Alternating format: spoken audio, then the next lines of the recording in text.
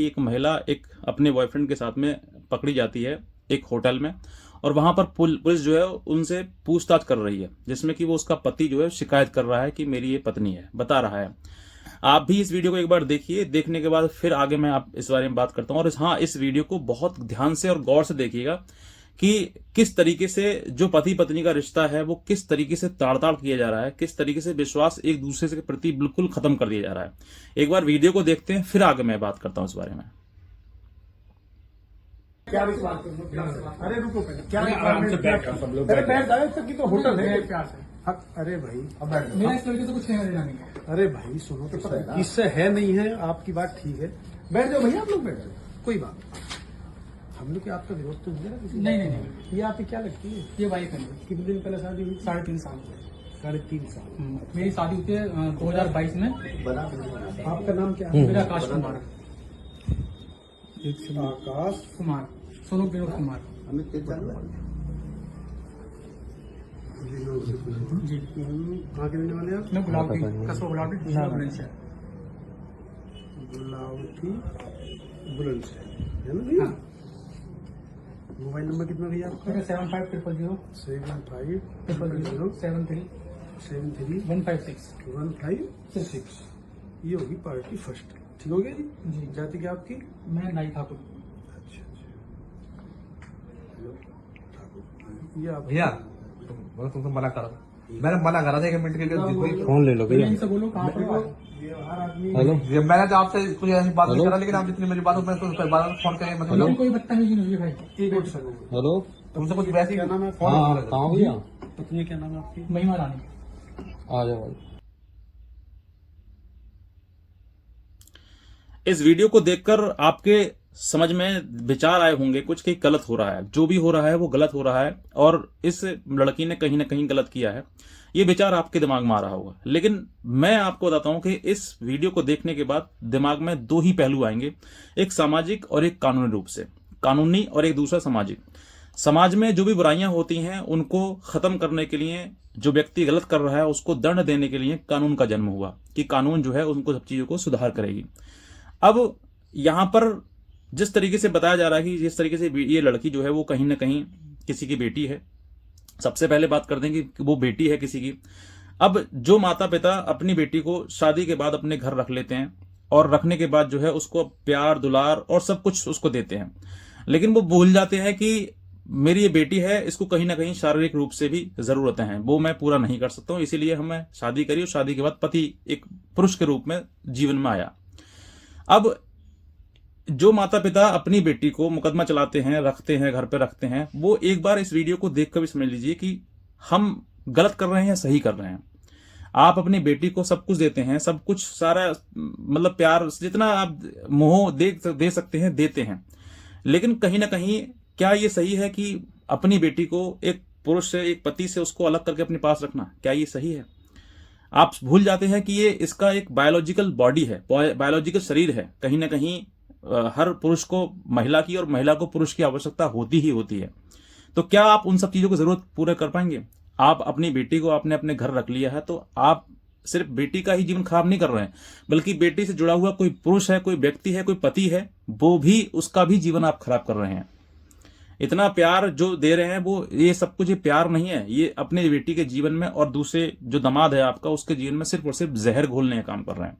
ये जो आपका लगाव है, जुड़ाव है शादी के बाद अपनी बेटी से, ये सिर्फ और सिर्फ आपको कहीं ना कहीं नीचे दिखाएगा। और जैसे कि इस बेटी ने कहीं ना कहीं किया है, ये किसी की बेटी है, किसी की बहन भी होगी। आज ये जिनके माता पिता या बहन भाई जो भी देख रहे होंगे, क्या ये सही करेंगे कि हाँ भाई तुमने बहुत अच्छा काम किया, तुम होटल में पकड़ी गई हो, बहुत अच्छा काम किया? ये समाज में एक धब्बा है जो पति पत्नी के बीच में कहीं ना कहीं अविश्वास पैदा करता है।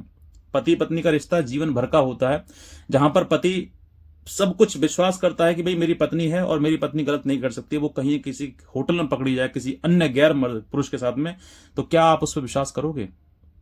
क्या आपकी छवि रहेगी? ऐसा व्यक्ति खुद ये सोचेगा कि ये सब कुछ देखने से पहले, ये सब कुछ मैं समझने से पहले मैं मर क्यों नहीं गया था? मौत मतलब उसको भी लगेगी, दिन रात उसको कोसेगी कि भाई मुझे इन सब चीज देखने से पहले मृत्यु आ जाए। और इसीलिए लोग जो है कहीं ना कहीं ऐसी चीजें देख नहीं पाते, समझ नहीं पाते हैं, और इसीलिए वो अपने जीवन को समाप्त कर लेते हैं। क्योंकि ये प्रेम ही होता है जिस आदमी जिसकी वजह से वो व्यक्ति मरना चाहता है, वरना किसी की औकात नहीं कि एक पुरुष को, एक मर्द को कोई व्यक्ति दूसरा उसको जरा से भी हिला दे। लेकिन एक पत्नी उसकी अंदर से तोड़ देती है, अंदर से अंतरात्मा बिल्कुल खत्म कर देती है उसकी, ऐसे कर्म करके। अब इन्होंने जो किया वो ठीक है, लेकिन कहीं ना कहीं ये सब चीज देखिएगा कि समाज में कितना गलत प्रभाव इन सब चीजों से पड़ता है। हर पुरुष अब देखिए, एक चीज देखिए कि हर पुरुष शादी नहीं करेगा क्या? शादी करेगा। अब शादी हर किसी को करना है, तो शादी कहीं ना कहीं ये सब चीजें अगर सामने नहीं है तो बताइए कहां से कहां विश्वास उसका बन पाएगा, टिक पाएगा क्या? समाज में गलत चीजें फैलने से कितना किसी की मान सम्मान को ठेस, किसी की आत्मा को ठेस पहुंचाना, ये सब कुछ सही है क्या? यहाँ कहीं ना कहीं एक इस समाज तो बिल्कुल इसको सही नजर से नहीं देखेगा। लेकिन अगर बात करें कानून की, तो कानून देखो तथ्य पे चलता है, सबूतों पे चलता है, और ये सब चीजें होने के बाद जो है कहीं ना कहीं ये पति पुरुष जो है सोचेगा कि मैं इसको ना रखूं, लेकिन जब ये एविडेंस प्रोड्यूस करेगा कोर्ट में, क्योंकि उसके ऊपर भी कहीं ना कहीं, जब कहते हैं ना कि जब कानूनी रूप से फैलते हैं तो फिर ये महिला जो है इनके ऊपर दहेज का मुकदमा, और हो सकता है कर भी दिया हो, क्या पता, लेकिन फिर भी अगर दहेज का मुकदमा, मेंटेनेंस का मुकदमा, घरेलू हिंसा का मुकदमा, ये सारे मुकदमे, साहब मुझे मारते हैं, पीटते हैं, घर से बाहर निकाल दिया मुझे, मैं कहीं की नहीं है, मेरे पास रहने का कोई साधन नहीं है, मेरे पास भरण पोषण का कोई साधन नहीं है, मेरे जीविका के लिए मुझे पैसे दिलाए जाए, तो कहीं ना कहीं ये इस व्यक्ति के ऊपर भी, इस पुरुष के ऊपर भी तमाम मुकदमे आएंगे। और फिर ये व्यक्ति हर जगह पर अपनी बात साबित करेगा, साहब ये होटल में वहां पकड़ी गई थी, साहब उसके साथ संबंध है। तो कहीं ना कहीं ये सब चीजें, एक व्यक्ति भी लज्जित होता है समाज में, अगर वो बता रहा है कि मेरी पत्नी के इस तरीके के संबंध हैं, इस तरीके के उसके साथ में गलत संबंध हैं, तो वो कहीं ना कहीं वो भी लज्जित होता है, वो भी शर्मसार होता है जगह जगह पर, कोर्ट में, कि सर ये सबूत है, ये एविडेंस है। लेकिन कहीं ना कहीं कोर्ट जो है वो ये सब चीजों को सोचती है कि एक महिला है, वो महिला के मान सम्मान को ठेस कैसे पहुंचाई जाए, किस तरीके से इन सब चीजों को कोर्ट में लाकर कहीं ना कहीं प्रक्रिया के दौरान जो है, जो प्रोसेस है प्रोड्यूस करने की डॉक्यूमेंट्स या एविडेंस के लिए, उन सब चीजों से बताया जाता है कि साहब महिला के साथ में गलत हो रहा है। लेकिन गलत नहीं हो रहा है, वो अपनी बात को प्रोड्यूस कर रहा है, वो अपनी बात को प्रेजेंट कर रहा है कोर्ट में कि सर इसके महिला के किसी अन्य पुरुष के साथ संबंध है और मैंने इसमें होटल में पकड़ा, और इस तरीके से ये सब चीज बताएगा। तो अब अगर इसकी बात मैं छोटा सा इसी आधार पर एक कोर्ट के नजरिए से या फिर लीगल प्रोसीजर का मैं बता दूं आपके लिए, कि अगर सब कुछ डॉक्यूमेंट प्रोड्यूस करता है, ये इसके ऊपर मुकदमे आएंगे, तो कहीं ना कहीं इसका पति जो है सारे सबूत लाएगा, साहब ये मैंने उस दिन इस तारीख को यहाँ इस होटल में पकड़ी गई थी, उस होटल का नाम बता दिया जाएगा, रजिस्टर दिखा दिया जाएगा, रजिस्टर में सर ये एंट्री है इसकी, और वहां पर ये वीडियो है, ये पुलिस ऑफिसर है, ये 100 नंबर की कॉल है, ये सब कुछ डॉक्यूमेंट प्रोड्यूस कर दिया जाएगा। लेकिन जिस तरीके से लड़की की तरफ से कोई वकील आएगा, तो वो सब कुछ कहीं ना कहीं इन सब सबूतों को झुटलाएगा कि भाई ऐसा नहीं है। फॉर एग्जाम्पल मैं बता दूं आज आपको कि कोई अगर तेज तर्राक वकील आ गया इनकी तरफ से, लड़की की तरफ से, तो वही कहेगा कि चलो ठीक है, ये बात तो एडमिट हो रही है, कि एडमिट कर ली जाएगी कि हाँ वो किसी होटल में थी और इस पुरुष के साथ में थी। तो क्या अगर एक महिला और पुरुष अगर एक होटल में है, तो क्या वो गलत ही है? क्या कोई बिजनेस डील नहीं हो सकती है? क्या कोई होटल में जाके बातचीत नहीं कर सकता है? क्या किसी पुरुष का और महिला का एक साथ बैठना गलत है क्या? इस तरीके की दलील देते हुए कोई व्यक्ति, कोई एक वकील जो है इस महिला को हो सकता है कि बचा ले। लेकिन कहीं ना कहीं कोर्ट सर्कमस्टेंशियल एविडेंस के आधार पर हो सकता है कि इसको ये कह दे कि हाँ साहब आपके किसी व्यक्ति के साथ व्यभिचार में है, आप एडल्ट्री में है, आपको एविडेंस नहीं, मेंटेनेंस नहीं मिलेगा। लेकिन कहीं ना कहीं ये सब चीजें बहुत ही मुश्किल होगी जहां पर वो बात अपनी साबित कर पाएगा। लेकिन कहीं ना कहीं अगर छोटी सी भूल हो गई, किसी प्रकार से वो डॉक्यूमेंट कानूनी रूप से पेश नहीं कर पाया या with the process of the law नहीं कर पाया, तो फिर वो कहीं ना कहीं इस तरह की कमी लेते हुए दूसरा वकील जो है वो अपनी बात को सत्य कर देगा, और ये व्यक्ति फिर हार जाएगा, और फिर इसको कहीं ना कहीं मेंटेनेंस देना पड़ जाएगा कि भाई ये पत्नी सही है। तो ये कानून है, यहां पर कानूनी रूप से जो चीजें हैं वो चलती हैं, वो प्रक्रिया को नियम के अनुसार, मतलब लॉ के अनुसार चलना होता है कोर्ट में। और सामाजिक रूप से समाज तो कहता है ये हाँ सब गलत है, गलत तो है, लेकिन कोर्ट भी इस बात को कहे कि हाँ सब गलत है, तभी तो उस व्यक्ति को न्याय मिलेगा, अन्यथा वो कहां उसको न्याय मिल पाएगा। वो बार बार हर जगह पर यही कह पाएगा कि मैंने इसको वहां पकड़ा था मेरे सामने, लेकिन कहीं ना कहीं ये भी पूछ इसलिए इसके सामने, वकील के सामने जाएंगे कि सब कि आपने जो एविडेंस दिया है, क्या आपके पास कोई फोटोग्राफ है कि ऐसा कुछ गलत किया था, एक पति पत्नी मतलब संबंध हुए थे इन दोनों के, कोई ऐसा फोटोग्राफ है, कोई वीडियो है? तो कहेगा नहीं, मेरे पास कुछ नहीं है। तो जब नहीं है तो फिर कैसे एडल्ट्री साबित कर रहे हैं आप? तो एडल्ट्री साबित करना भी अपने आप में एक टफ टास्क है। तो ऐसी परिस्थिति में जहां पर ये सब चीजें आती हैं, तो हालांकि ये न्यायालय के ऊपर डिपेंड करता है कि न्यायालय किस तरीके से इस नजरिए इन सब चीजों को देखता है।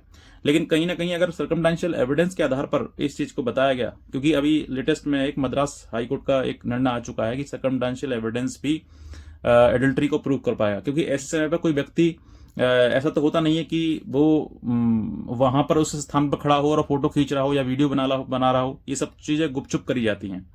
तो गुपचुप करी हुई चीजों का कोई एविडेंस या फोटोग्राफ वीडियोग्राफ तो नहीं होता है, लेकिन सर्कमस्टेंशियल एविडेंस के आधार पर इसको बता सकते हैं कि हाँ, ये व्यभिचार में है या फिर एडल्ट्री में है। अब चलिए मैं कहता हूं ये सब चीजें सामाजिक रूप से भी या फिर कानूनी रूप से भी, सामाजिक रूप से बिल्कुल गलत है, ठीक है। कानूनी रूप से अगर कहें तो वो बात आती है न्यायालय के ऊपर कि भाई उसको किस तरीके से देखा जाए, किस तरीके से एविडेंस प्रोड्यूस किया जाए। लेकिन इन सब चीजें ओवरऑल अगर बात करी जाए तो एक पति पत्नी का जो रिश्ता है, वो क्या एक पति ने शादी इसलिए करी थी कि मेरी पत्नी किसी अन्य पुरुष के साथ में जाएगी, वहां पर पकड़ी जाएगी, फिर मैं उससे एडल्ट्री उसकी साबित करूंगा, फिर मैं उससे तलाक लूंगा, ये सब चीजें के लिए शादी करी थी क्या? शादी का उद्देश्य ये नहीं था। लेकिन आज एक गलत महिला से जुड़ना, पुरुष का जुड़ना या पुरुष का या किसी महिला का एक गलत पुरुष से जुड़ना, कहीं ना कहीं ये बात करता है कि ये सब चीजें जो है वो बर्बादी की ओर ले जाती हैं। कहीं ना कहीं ये सब चीजें इतना एक व्यक्ति को आघात देती हैं कि वो व्यक्ति जो है वो अंदर से अंदर टूट जाता है कि लड़ाई लड़े, खुद से लड़ाई होती है, ये बिना किसी उस चीज की नहीं है। लेकिन यहां पर कानून में अगर देखा जाए तो दंड नहीं है। पुरुष हो या महिला हो, शादी के बाद किसी भी अन्य पुरुष के अन्य महिला के साथ में शारीरिक संबंध बना सकता है, ये लॉ भी कहता है। क्योंकि 497 जो थी वो अब अनकॉन्स्टिट्यूशन कर दी गई है, और वो पहले एडल्ट्री थी, एडल्ट्री में अपराध था, आज एडल्ट्री अपराध नहीं है, सिर्फ एक क्रूरता है। अगर आपका पति हो या पत्नी हो, अगर किसी व्यक्ति के साथ में कोई गलत संबंध है, उसके अवैध संबंध है, तो वो एक क्रूरता होगी, ना कि अपराध। ये मैं नहीं, ये कानून कहता है। और ये सब चीजें जो है कहीं ना कहीं देखो, पारिवारिक चीजें जो होती हैं वो बहुत ही एक कहते हैं ना, एक धागे ऐसे होते हैं जो बहुत कमजोर होते हैं, एक दूसरे पर विश्वास किया जाता है। लेकिन आजकल की चीजें जो आप सोच कर देखिए कि ये सब चीजें समाज में बिल्कुल भी अलाउड नहीं होंगी। कोई भी नहीं करेगा कि मेरी पत्नी ऐसी हो या फिर मेरा पति ऐसा हो कि वो होटल में पकड़ा जाए, गिरफ्तार किया जाए। अब ये सब चीजें किसी ना किसी प्रकार से एक व्यक्ति के मन को ठेस इतना पहुंचा देता है कि वो व्यक्ति संभाल नहीं पाता है खुद को। एक तो उसका घर परिवार खत्म हो गया, वो अकेला हो गया, दूसरा उसके ऊपर कानूनी मुकदमे आ गए। आज महिला गलत हो, कितनी भी गलत क्यों ना हो, लेकिन मुकदमे महिला के द्वारा पुरुष के ऊपर ही करे जाते हैं। पुरुष कितना भी ठीक क्यों ना हो, लेकिन गलती पुरुष की ही कहलाएगी। वो साबित आज अगर कोई भी, मैं इसी महिला की बात कर रहा हूं, ये महिला ही अगर अपने पति के ऊपर दहेज का, मेंटेनेंस का, 498 का, तीनों को मुकदमे डाल देगी, तो इस व्यक्ति के पास कोई ऐसा टूल नहीं है जिससे ये उसके ऊपर मुकदमा दायर कर सके। बल्कि ये सिर्फ और सिर्फ यही दो काम कर सकता है, या तो उन मुकदमों को डिफेंस करे या मर जाए। इसके पास यही दो अधिकार होंगे और कोई अधिकार नहीं है। इसीलिए आज के टाइम में पुरुष जो है वो कहीं ना कहीं कानूनी रूप से टूट रहे हैं और अपना जीवन समाप्त कर रहे हैं। ये कहीं ना कहीं कानून में बदलाव होने चाहिए कि पुरुष को भी कोई ना कोई अधिकार दिया जाए कि साहब इस तरीके की पुरुष महिलाएं ना करें, क्योंकि परिवार खराब हो रहे हैं, परिवार टूट रहे हैं। हर व्यक्ति क्या कोई सोच कर देखिए कि शादी करके कोई ये व्यक्ति ये सोचता है कि भाई मैं मुकदमेबाजी करूं, मैं तमाम तरीके की समाज के द्वारा जो मेरे पर टिप्पणी करी जाती मैं सबको सुनूं? क्या वो ये चाहता है? हर व्यक्ति ये चाहता है कि भाई शादी हुई है, अच्छे से जीवन मेरा गुजरे, जीवन इसका गुजरे, 2 रोटी मुझे बना के दे, मैं भी खाऊं ये भी खाऊं, दोनों ऐश करें, मौज करें और आगे जीवन परिवार बढ़ाएं। बस इसीलिए शादी होती है। आते ही माता पिता पर झूठे एलिगेशन के साथ दहेज मांगा है, मारपीट करी है, मेरा ये करा है, वो करा है। और जो बुजुर्ग माता पिता जिन्होंने पूरा जीवन सम्मान से गुजारा हो, और अब अंत में अपने बेटे की बहू की वजह से वो बेचारे झूठे मुकदमे में कोर्ट कचहरी के चक्कर लगा रहे होते हैं बुढ़ापे में। क्या दशा है ये? क्या उन्होंने इसीलिए शादी करी थी कि मैं अपने बेटे की बहू से मुकदमा दर्ज करवा कर मैं उसमें मुलजिम बन जाऊंगी? क्या एक सास ने इसीलिए शादी थोड़ा ना करी थी? अपने बेटे को अच्छे से पढ़ाया लिखा था, अपने बच्चे को कितना, कहते ना, कितना भी माता पिता हैं वो हर व्यक्ति जो है अपने बच्चों के लिए अच्छे से अच्छे पढ़ाता है, लिखाता है, बढ़िया करता है, समाज में एक वैल्यूएबल इंसान बनाता है। लेकिन बाद में पता लगता है कि कोई ये गलत स्त्री आ जाती है उसके जीवन में और वो तमाम मुकदमे झूठे दर्ज करवा कर उसको अपराधी बना देती है, और फिर वो दर बदर भटकता है न्याय के लिए, और वो कहीं ना कहीं हर जगह यही सुनता है कि भाई महिला की सुनी जाएगी, महिला की सुनी जाएगी, और फिर इन्हीं सब चीज़ों के चक्कर में उसको कहीं ना कहीं मेंटेनेंस जैसी चीज़ है, कहीं कुछ भी ना आपको देना हो लेकिन कहीं ना कहीं मेंटेनेंस में आप टूट जाते हैं। मेंटेनेंस जैसी सामने चीज़ आती है कि भाई मेंटेनेंस देना पड़ेगा। हजार गलतियां हैं महिला की, लेकिन फिर भी उन सब चीज़ों को इग्नोर करते हुए एक पुरुष को उसके ऊपर मेंटेनेंस का भार, बोझ उसको दबा दिया जाता है।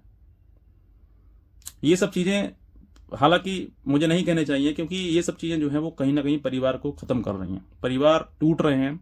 आने वाले समय में मैं कहता हूँ पुरुष कहीं ना कहीं बचेंगे, भैया शादी मत करो, क्योंकि कोई नहीं चाहेगा, वो खुद भी नहीं चाहेगा कि भाई मेरा भी गला किसी मुकदमे में जाकर फंस जाए, मेरे के साथ साथ मेरे माता पिता भाई बहन जिनका कोई दोष नहीं है वो बेचारे फंस जाएं, क्योंकि झूठ की कोई सीमा नहीं होती है। झूठा किसी के ऊपर भी मुकदमा दर्ज करवाया जा सकता है, और फिर झूठ को लड़ते लड़ते आप ये बात कि भाई हम तो अपराधी नहीं है, हमने तो कुछ झूठ बोला ही नहीं है, हमने तो दहेज मांगा ही नहीं है, इस बात को सही साबित करने के लिए आपको 5-10 साल बीत जाएंगे।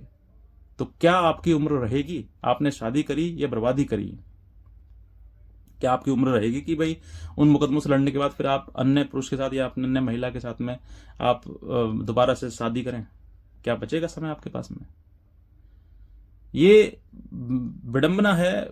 कहीं ना कहीं आज के टाइम में परिवार इतना टूट रहे हैं, इतने परिवार बिखर रहे हैं बहुत ज्यादा।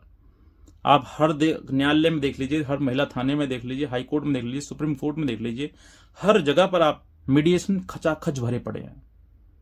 ऐसी कौन सी परेशानी, एकदम से आफत आ गई है कि जो परिवार इतने एकदम टूटने शुरू हो गए हैं। मेरा एक छोटा सा निवेदन है इस वीडियो के माध्यम से, अगर आप देख रहे हैं और समझ रहे हैं जो चीजें हैं, अगर आप माता पिता हैं तो मैं कहता हूं आप अगर अपनी बेटी से वाकई प्रेम करते हैं तो शादी के बाद उसका पक्ष बिल्कुल मत लीजिए। अगर आपकी बेटी सही भी है ना, तब भी आप एक बार के लिए ये मान लीजिए कि मेरा दामाद सबसे अच्छा है, दामाद का पक्ष लीजिए, बेटी का पक्ष बिल्कुल मत लीजिए। और अपने घर लाने की गलती तो बिल्कुल मत करिए। जहां पर है तुमने अगर बेटी को दान दे दिया है, उसकी शादी कर दी है, तो उसको उसी के घर पर रहने दो। अंततः क्या होगा, लड़ाई झगड़ा मारपीट हो जाएगी, होने के बाद वो एक दूसरे का साथ नहीं छोड़ेंगे, लेकिन माता पिता जबरदस्ती उस घर परिवार में घुसने के बाद उसको तोड़ देते हैं, और फिर कहीं ना कहीं बेटी गलत रास्ते पहुंच जाती है, क्योंकि तुम नहीं रोक पाओगे साहब। आप कितने भी सिक्योरिटी कर लेना, माता पिता हैं आप, कितनी भी सिक्योरिटी कर लेना, लेकिन कहीं ना कहीं देखो आज का समय बहुत खराब है। कोई व्यक्ति उनके जीवन में ऐसा आ जाएगा कि उसको बरगला लेगा, बहला लेगा, फुसला लेगा, और अपने उसमें लाकर जाल में फंसाकर वो कहीं ना कहीं उसका मिसयूज करेगा, दुरुपयोग करेगा, और तुम भी नहीं रोक पाओगे। इसलिए मैं कहता हूं जहां तुमने शादी कर दी वहां से उसके बाद जो है अपना हाथ, अपना सपोर्ट उसको छोड़ दो। अगर उसको खाने को नहीं दे रहे हैं, हालांकि ऐसा नहीं होगा कोई परिवार कि खाने तक को नहीं देंगे घर में, एक मैं एग्जाम्पल दे रहा हूं, आप अपने ऊपर मत लेना, कि अगर घर में कुत्ता ही पाल लेते हैं ना और अगर वो भूखा हो तो हमें दर्द होता है, इंसान है हम। ऐसा नहीं होता है कि हम किसी की बेटी को लाके घर में खाना नहीं देंगे, उसको रोटी नहीं देंगे, उसको पहनने को नहीं देंगे, ऐसा नहीं होता है। ये सब झूठे आरोप लगाए जाते हैं। जबरन के दहेज मांग रहे हैं, दहेज वाली बात कुछ होती ही नहीं है, सिर्फ बात होती है एडजस्टमेंट की। ना महिला जब दूसरे घर, अपने मायके से बहुत सुख आराम लेकर जब दूसरे घर में जाती है वो, तो कुछ तो थोड़ा बहुत तो दुख मिलता है ना। ये संघर्ष है, उसके जीवन का संघर्ष, उसको खुद करने दो ना। आप माता पिता हैं, मैं आपका दर्द समझ सकता हूं, लेकिन आप इतना भी समझें कि अगर आपने अपनी बेटी को दे दिया है, दान कर दिया है, शादी कर दी है, तो क्या आप उसको वापस लाकर सुखी रख सकते हो? आप वापस इसलिए लाए कि भाई सुख रहे, वो सुखी रहे, अच्छी रहे, तो क्या तुम उसको सुखी रख सकते हो अपने घर पर लाके? तुमने तो और दुख और बढ़ा दिया। अब तक सिर्फ एक बेटी का दुख था, अब सामने वाला जो दामाद है, बेटा है, किसी का तो बेटा है वो, उसका भी दुख तुमने बढ़ा दिया। तो कुछ तो मतलब ये समझो ना कि मेरी बेटी, अब शादी के बाद दोनों का अलग रहना अपने आप में एक पाप का काम है। शादी के बाद आप दोनों को एक साथ ही रहना है, अलग नहीं रहना। लड़ो भिड़ो जो करना है करो, लेकिन साथ रहो। एक कमरे में दो व्यक्ति को बंद कर दिया जाए, वो कितना भी लड़ने 1-2 घंटे बाद अब अपने आप ऑटोमेटिकली एक हो जाएंगे। लेकिन सबसे ज्यादा गलत काम करते हैं वो करते हैं माता पिता, जो अपनी बेटी को अपने घर ले आते हैं। बड़े से बड़े, अब बहुत सारे लोगों का ये भी है प्रश्न, हमारा दामाद मारता है, हमारा दामाद दारू पीता है। भाई साहब, चुना तो आपने ये दामाद, वो दारू पीने वाला दामाद तुमने क्यों चुना था? और आप चुन दिया तो आप बेटी को वहां से हटाया कहीं और भेजोगे क्या? क्यों ऐसा करना है तुम्हारे लिए? किसी व्यक्ति की भावनाएं भी जुड़ी हैं आपकी बेटी से। जितना प्रेम आप करते हो, वो किसी का पति, उसका पति है, वो भी तो अपनी तुम्हारी बेटी से प्रेम करता होगा। सिर्फ तुम्हारी बेटी थोड़ा ना है अब वो। जब तक शादी से पहले थी वो तुम्हारी बेटी थी, लेकिन अब शादी हो गई तो किसी की पत्नी भी तो है, किसी की बहू तो, किसी की इज्जत भी तो है वो। उसको भी तो आप समझो कि मेरी बेटी, हाय मेरी बेटी, हाय मेरी बेटी। तुमने उसको 2-4 मुकदमे दर्ज करवा दिए उसके दामाद के ऊपर, और फिर उसके बाद कोर्ट में घसीट रहे हो। तुम खुद भी घसीटे जा रहे हो और दूसरे को भी घसीट रहे हो। क्यों अपना अपमान करवा रहे हो? क्यों दूसरे का अपमान कर रहे हो? क्यों? क्या ये कोई अधिकार की लड़ाई है आपकी? और अगर लड़ाई लड़नी है आपके लिए तो फिर लड़ते रहो, जीवन निकाल दो ऐसे ही।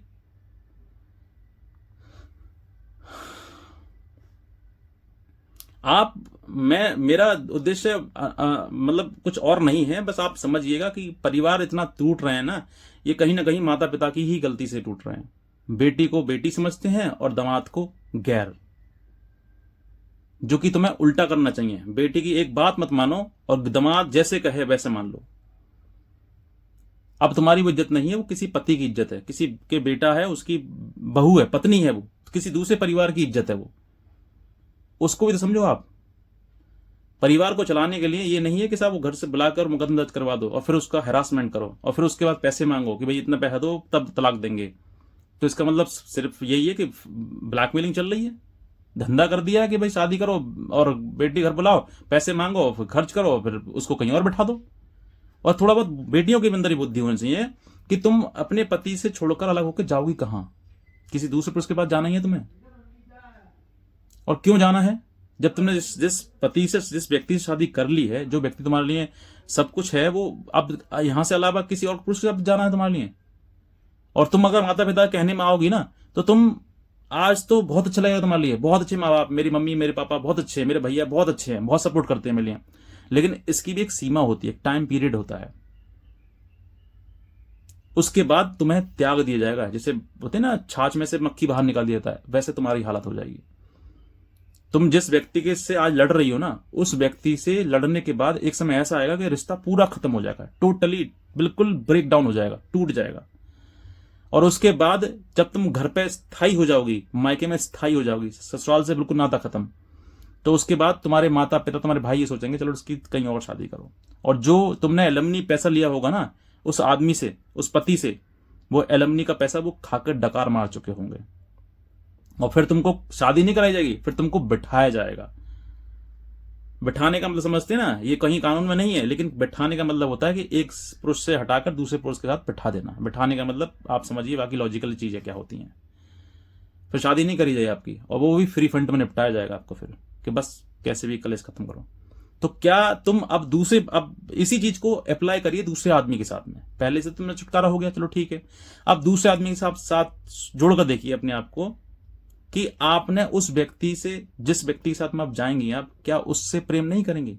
क्या उसको अपनापन नहीं दिखाएंगी? क्या उससे नहीं कहेंगे मैं तुमसे प्यार करती हूं? क्या तुम उससे, उसके सीने से नहीं जाकर नहीं लगोगी, या उसको नहीं लगाओगी? बताओ। अगर इसके अलावा ये मत करना और उसके ऊपर भी एक तुम जाकर मुकदमा कर देना, देखो तुमको वो रख लेगा, तुमको फिर वो भगा देगा, तुम फिर उससे अलग नहीं लेते फिरोगे। कहने का मतलब क्या है कि मुकदमा सॉल्यूशन नहीं है। रिश्ता बनाने के लिए मुकदमा जरूरी नहीं है। रिश्ता बनाने के लिए आपका सहयोग, आपका सपोर्ट, और छोटी मोटी बातों को बहुत बड़ा ना करें, छोटी सी बात को, बड़ी बड़ी बात को छोटा करके खत्म कर दिया जाए। ये सब कुछ करना चाहिए आपको। पहले पुरुष के ऊपर तुमने मुकदमे कर दिया, अगर तुम दूसरे पुरुष के ऊपर भी मुकदमा कर दोगी ना, क्या वो पुरुष आपको बहुत अच्छे से रखेगा? क्या वो कभी तुम्हें गाली नहीं देगा? कभी तुमको डांटेगा नहीं? कभी तुमको गलती पे तुम्हारी मारेगा नहीं? क्या ये सब बात की गारंटी देगा वो पुरुष, अगला पुरुष? और अगर ये करेगा तो फिर घरेलू हिंसा आती है, तो डोमेस्टिक वायलेंस फिर तुम केस करो उसके ऊपर, तो क्या देखो वो रखेगा आपके लिए। फिर ये लॉजिकल चीजें हैं। आप कानून का सहारा लेते हो ना, कानून का सहारा लेने के बाद जो है आप सिर्फ और सिर्फ अपने रिश्ते का गला घोट कर हत्या कर रहे हो तुम। और कुछ लोग, कुछ महिलाओं के बच्चे हैं, बच्चे की बेचारे बच्चों की जिंदगी तबाह है, बिल्कुल खत्म है। तुम्हारी तो खत्म है ही है, तुम्हारे बच्चों की और खराब है। अगर बच्चे को एक बेटे को सिर्फ माँ ही पाले तो उसकी परवरिश कैसी होगी, और दोनों माता पिता पालें तो उसकी परवरिश कैसी होगी। दोनों में से कौन सी बेस्ट परवरिश होगी, माता वाली सिर्फ अकेले वाली, या दोनों माता पिता दोनों साथ में पालें उसके लिए, तब कैसी रहेगी। तो क्या कर रहे हो ये सब चीजें, भविष्य तो देखो कम से कम परिवार किस तरीके से हमारा खराब हो रहा है। आज आप हो या हम हैं, दोनों माता पिता दोनों की ही परवरिश है हम। किसी एक की होती तो पता ना क्या किस तरीके से गुण होते। बहुत कहने के लिए बहुत कुछ है, लेकिन आज जो हो रहा है ना, वो मैं बहुत ज्यादा चिंतित रहता हूं, दुखी रहता हूं कि ये सब कुछ क्यों हो रहा है ऐसा, परिवार इतना क्यों टूट रहे हैं। धरती परिवार से बनती है, एक दो पति पत्नी मिलते हैं, संतान उत्पन्न होती है, फिर आगे उनकी उत्पन्न होती है, लेकिन ये सब चीजें आज के टाइम में बिगाड़ी जा रही हैं और ये खत्म की जा रही हैं। परिवार बहुत बुरी तरीके से टूट रहे हैं। किसी प्रकार से अगर बना सकते हैं तो बनाइए, लेकिन ये सब चीजें अगर किसी प्रकार सामने आई, कोई पति का किसी के साथ संबंध या पत्नी का किसी का संबंध, तो रिश्ता नहीं बनेगा, टूटना ही टूटना है।